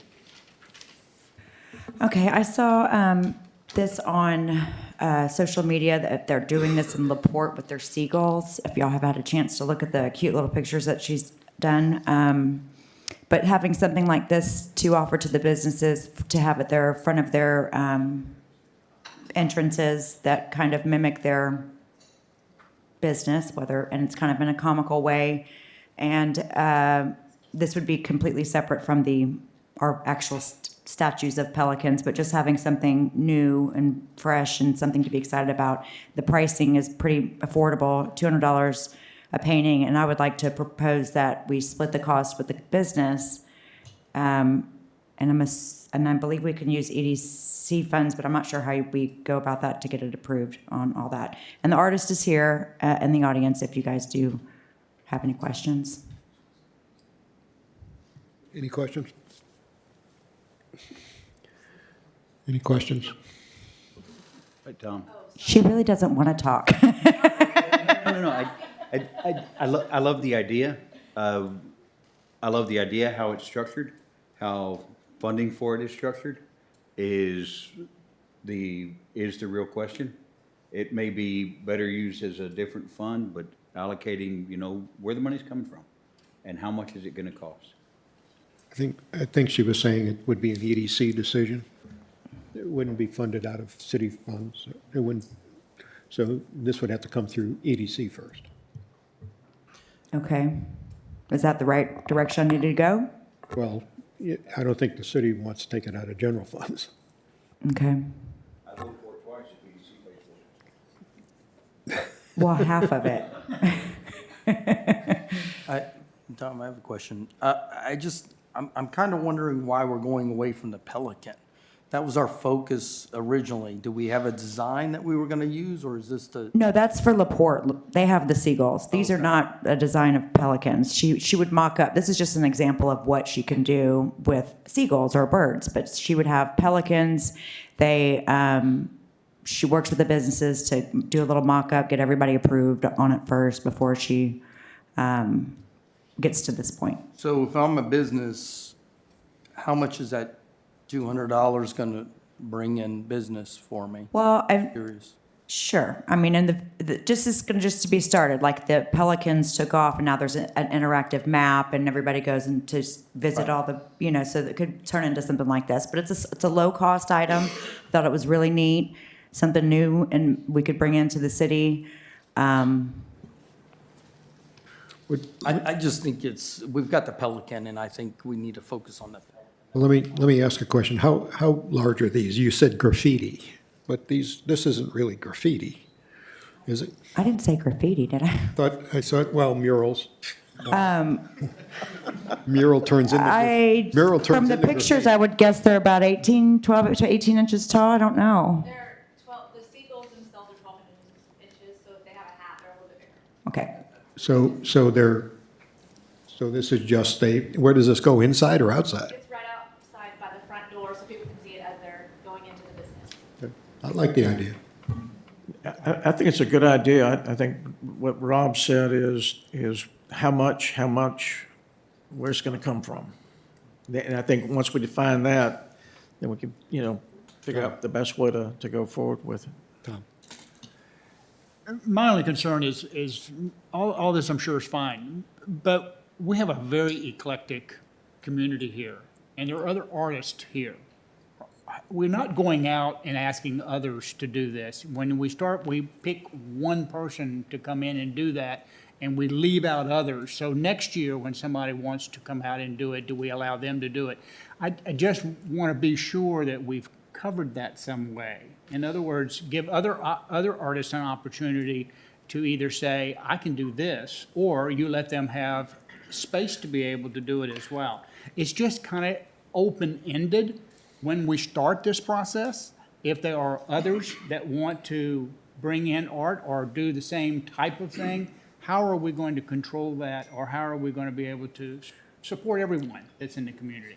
Well, I think that's where I was getting to be graffiti. If we had a consistent artist that did consistent work, it wouldn't turn into graffiti.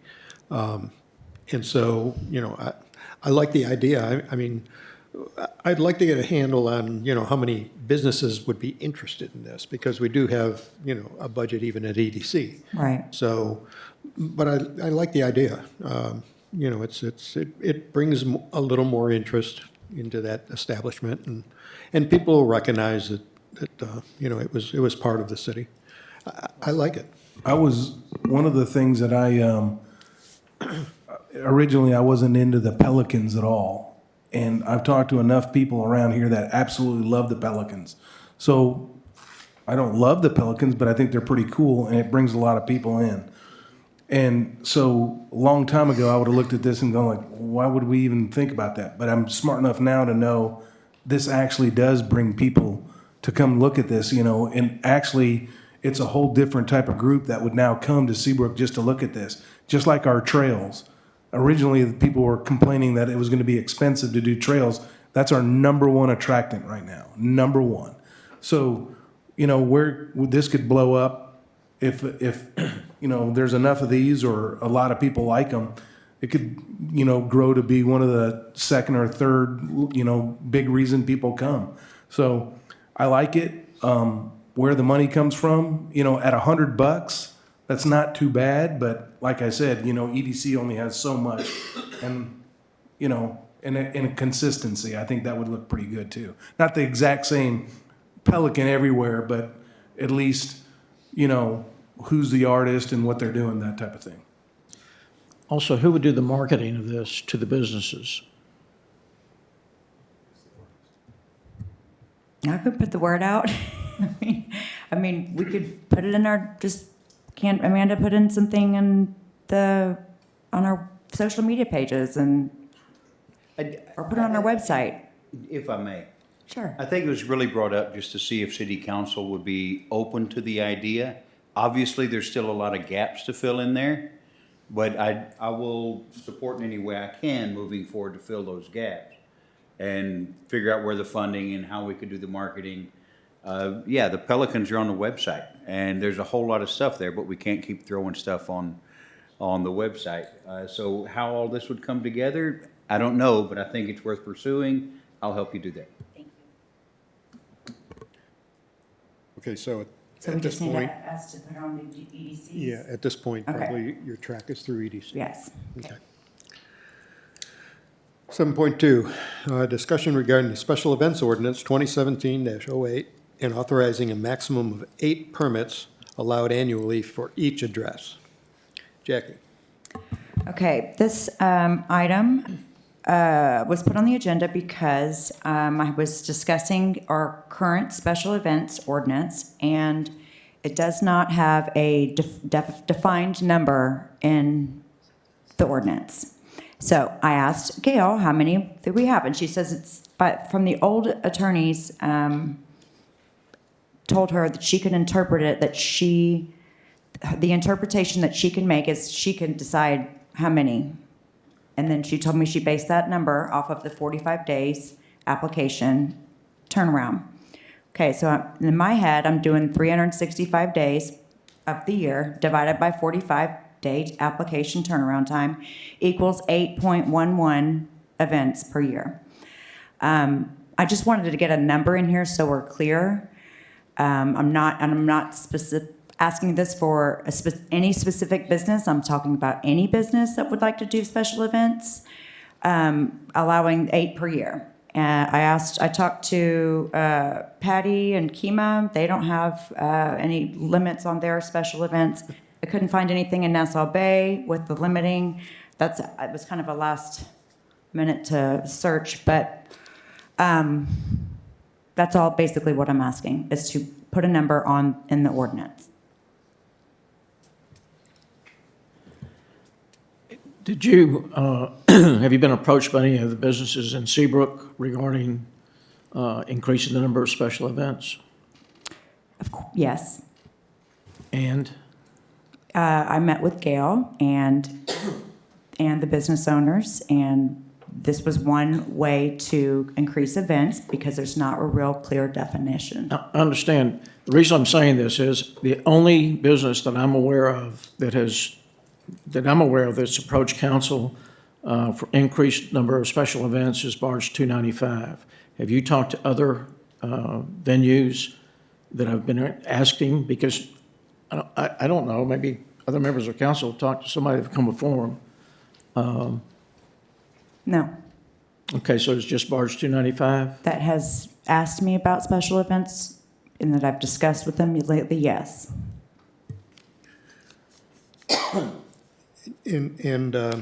Well, we've all heard from our citizens, but I guess the issue is, and I know we're not talking about the barge, but I know that there's been numerous issues of when the noise ordinance is broken. What do we do?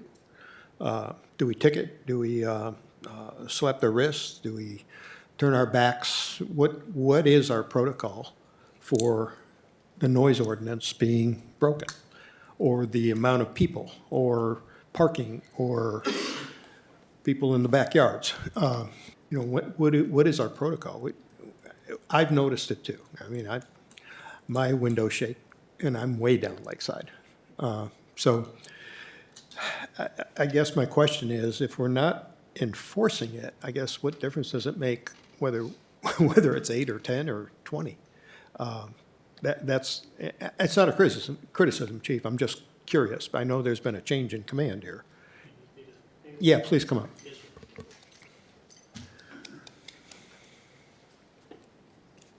So as far as the enforcement, it depends. There's not really any ignoring going on. It's a matter of if we can go out there and tell them, hey, you need to turn it down, it's too loud, we're getting complaints. We do that. If that works, in most cases it does. Now, I'm not saying that it stays down, because we have had repeat complaints, and we go out there typically on the second one at least. If the officer that responds the first time has the meter to measure the sound level, they'll test it then. But definitely on the second or subsequent times out, we do test the sound level. If they're over, there has been warnings issued since I've been here, because with the change in the law, that there's a little gray area there, so we're issuing warnings at this time. So that's where we are. Did I answer your question, sir? Yeah, I would, again, the slap on the wrist doesn't seem to faze that group over there. So, how do we go forward? I mean, they're asking, or somebody's asking for 8, or 6, or whatever the number is. And, they're, like you said, they've already had 5, or at least 5 that have broken the ordinance. Yes, sir. So I'm not exactly sure why we would go ahead and increase it. Matter of fact, I think that if it's broken, let's give it a number, 3 times. Let's make it 3. Let's make it 2. Take 1 away. If somebody is breaking the ordinance, there should be some punishment. Gail, it's up to your discretion whether to issue a special event permit or not. Right, and I was going to mention to Mayor and Council, during the public comment section, there was mention of 5. So most of those were not special event permits. Right, they were just bringing it in beyond, they were having a special event without a special event permit. Well, so a special event is triggered, we ask the applicant to put in, and it is heavily on that occupant load. Mm-hmm. So business that was mentioned during public comment, there's a certain occupant load that we have not verified that, but that would be the trigger for public, for a special event permit. So I can't verify that at this point, if that was being. Well, it's not just occupancy, it's also being able to charge ticket sales. Right. So one of the business, I talked to them, and one of the things they were saying is they do some charity events as well.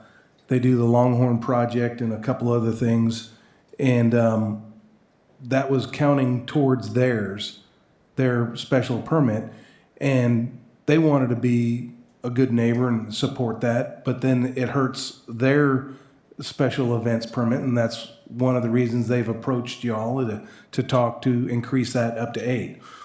I knew nothing about, I've been hearing that there's been no noise complaints. Today I heard different. And so I also, I'm sure the citizens know that the state has come back with a higher decibel than what we actually have. I've been told the business doesn't go up to the level the state goes to. It stays at what we've agreed to. And if there's still complaints that way, not 100% sure. Yeah, and it's not really clear right now. I know it's going through the court process, but the way that at the firm that we interpret 2127 dealing with noise, it doesn't affect our ability to regulate noise under the penal code. So to me, that's a wholly separate issue. It'll work itself out eventually, and we'll figure out for sure once we get a ruling. But I think we take the position that we can enforce our noise regulation. Say that last part? We enforce our regulations, and we're not preempted by the states at this point until we're told otherwise.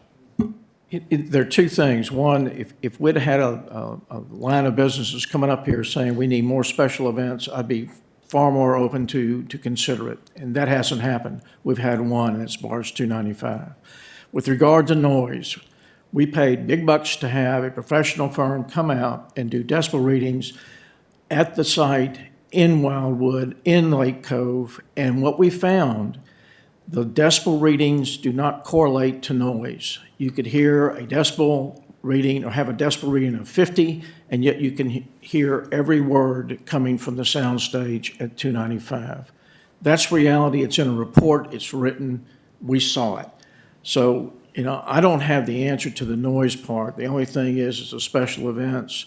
Again, I don't see it. I understand what you're saying, Joe, about a charity or a nonprofit, but you can form a nonprofit. Hell, the American Bureau of Shipping, it's a nonprofit, but it did about a $1.2 billion in revenue last year. And I could form a nonprofit and have, a charity for Buddy, and we'd have something every week for Buddy, and I'd get a couple of bucks. So it just hasn't been all fleshed out as far as I'm concerned. Anybody else?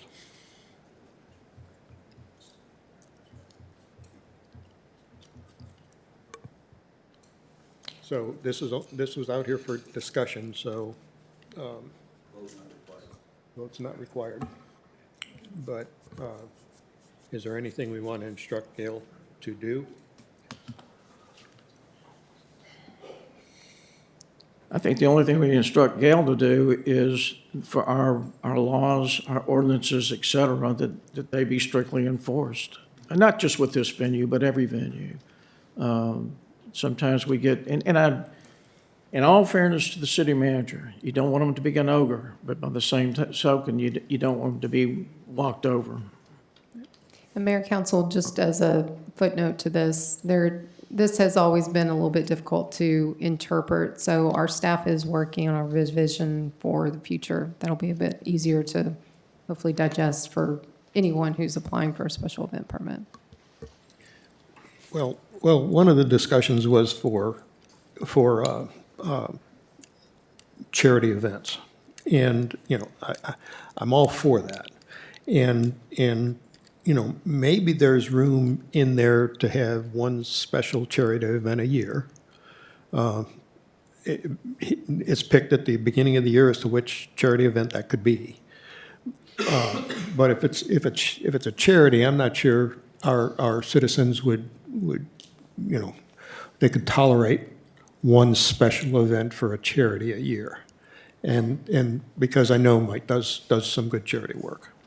And so is that a possibility? To increase it by one, so he can have he chooses the charity? I mean, maybe we should table this for another, because we're really getting off topic of what I was trying to achieve here, but. Well, that's one more special event we'd be allowing. But I think a lot of their events are with charity, and they aren't big, they are not money makers, and that's, something that we need to, I could talk to Buddy about later, but any charity, I think that last year they had 2 charity events, but I'm not 100%, I don't have everything in Well, here. again, we're. But only maybe 3 or 4. Making consideration. 3 or 4. No, 3 or 4 total, and then it was like 2, but half of them were for charity. Well, adding a true charity event might be an opportunity to.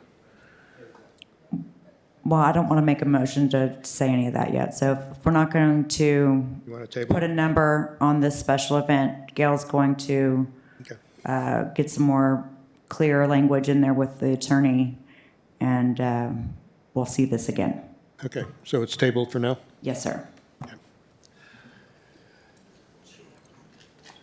Okay, 8.0 routine business, city manager, update and report to city council on various items that require no action, including Seabrook boards and commissions, transportation projects, Port of Houston Rail Spur, City of Seabrook CIP projects, economic development updates, and any city Seabrook grant administration projects. Gail? All right, Mayor and Council, it's going to be kind of brief tonight. On our transportation projects, if you've been down the 146 project that's going back towards LaPorte, the Red Bluff, today they've started pouring those piers down there, so the additional lane for northbound and southbound is underway. Talked to the project team out there, and they're anticipating this project in that particular section, we're going to be tied up for at least the next 12 to 15 months at the Red Bluff intersection, and then don't have a great date on when the Red Bluff and Old 146 intersection is going to begin. So in short, we'll continue to monitor it with the manager, but at this point, their focus right now is adding those 2 additional lanes at the overpass at Red Bluff. We'll begin also to see the MSE wall construction. So again, as a reminder to council, 3 of the side slopes will come down, and we'll get MSE walls with our city branding at the Red Bluff intersection as well. Something new to talk about. This is a project that has been in the works for about 6 years. We, from another council, had a request to look at medians along NASA 1, or NASA Parkway. And with the 146 project kicking off about the same time, TxDOT did not agree in trying to kick off a project on NASA to create any kind of traffic congestion. With 146 done, they've moved the Seabrook Access Management Study request to the top of the pile. They're waiting on when the study scope will be released, so it'll go on a letting schedule on the TxDOT project. And what this accounts to is TxDOT wants to take a look at NASA Road 1. Chief in the police department is been monitoring all of our crash data very carefully as it's moved from Repsdorf to NASA, but not only at NASA and 146, but down NASA. So there's some blind spots along the curves of NASA Parkway that are increasingly causing some concern on crash data. So we're monitoring it internally. TxDOT, when they bid this project, it would be a study that would go for about 12 months. It's very public input heavy. So this isn't something that medians are going to pop up, but the public, the crash data, overall expectation of what medians could or could not do as far as safety would all be taken into account. So is this a TxDOT study and began 6 years ago. It's just now getting to the top.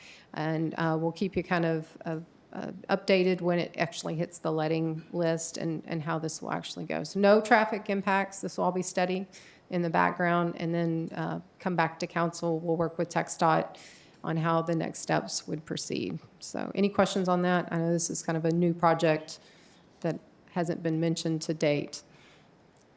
You look excited. Okay.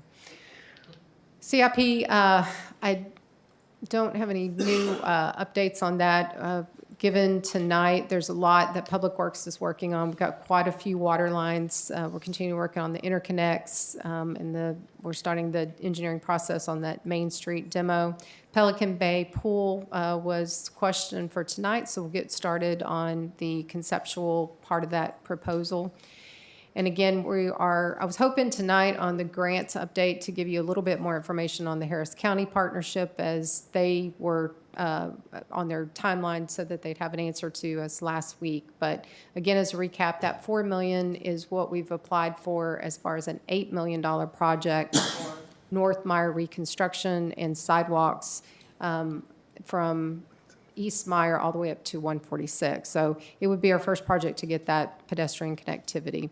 So they believe by the beginning of next week they should have an answer, so we'll pass that on to council.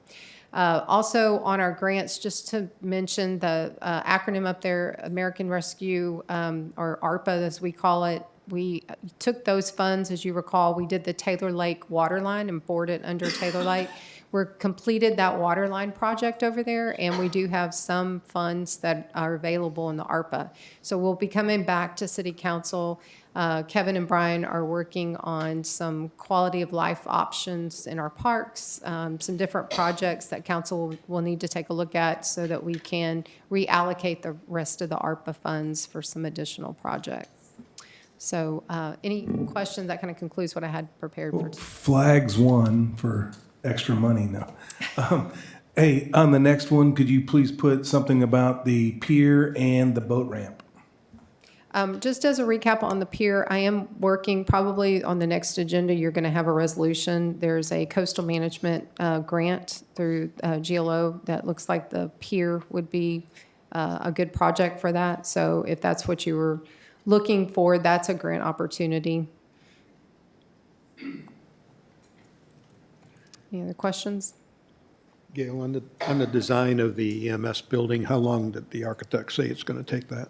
So that timeline in the proposal was about 15 to 18 months. We have our kickoff meeting at the beginning of May. So from all the way through construction. Oh, Yes. no, just the design. Design, okay. The design is 18 months for a 4,000 square foot building? 6 months max on design and drawings ready for bid. Okay, thanks. One other project to mention, I don't have a visual on this, but tomorrow we have been sitting in on progress meetings on the north side of town. The rail spur, the Port Houston rail spur is getting very close. So again, as I mentioned, the spur, the rail that needs to go across that southbound frontage road, and we'll be putting out information that we will have a closure starting this weekend southbound. So you'll have to fly over Red Bluff or exit and go the back way. So TxDOT is working with the Port of Houston to do that closure. We'll have confirmation tomorrow at our update meeting, and then Amanda will be sending out notice to the public. But that'll be the southbound there in front of Geon as they install that rail. And then they'll be very close to getting that rail spur live. So. Great. Anybody else? 8.2, establish future meeting dates and agenda items.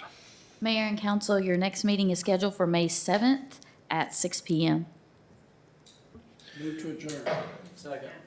All in favor? 7:56.